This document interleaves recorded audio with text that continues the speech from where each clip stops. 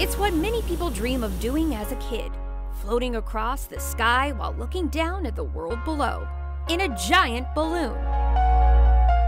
Fortunately for us, Napa Valley Balloons has turned our dreams into a stunning reality.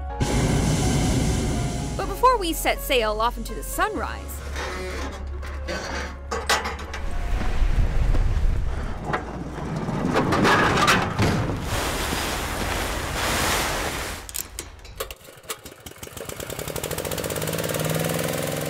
we need a cowboy to show us how things get started on the ground.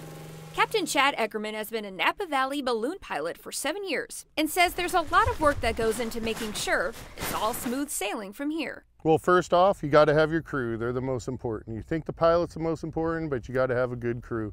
For this team, the work starts early by unloading these heavy 16-person baskets along with a massive balloon sheet that incredibly fits into a beanbag-sized pouch. All that fabric weighs over 500 pounds.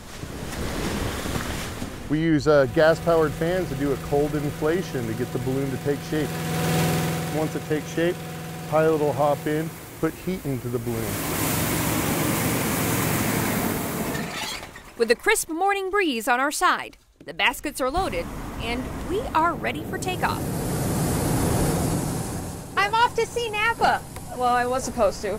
Yeah, about that. Turns out one of the lessons in Hot Air Ballooning 101 is Mother Nature doesn't always abide by your plans. We, of course, want to fly in Napa Valley, beautiful Napa Valley. Unfortunately, we got fogged out this morning. So instead of canceling on our passengers, sending them home with a frown, we give our guests the option to come out here to the Sacramento Valley and fly.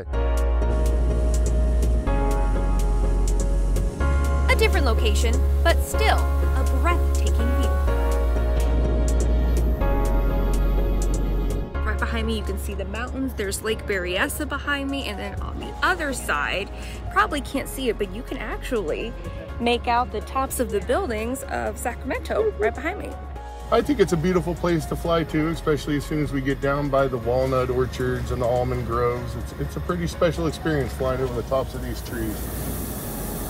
Meanwhile, on the ground, Captain Chad's crew are going on a wild balloon chase. We maintain constant radio communication with the pilot, and then he informs us as to where it is that they're thinking of going.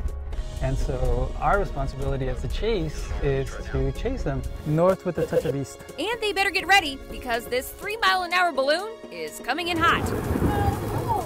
Surprisingly, this bumpy landing doesn't mean the end of our incredible journey. In fact, it's tradition to come together with your fellow balloon travelers for a champagne toast and camaraderie.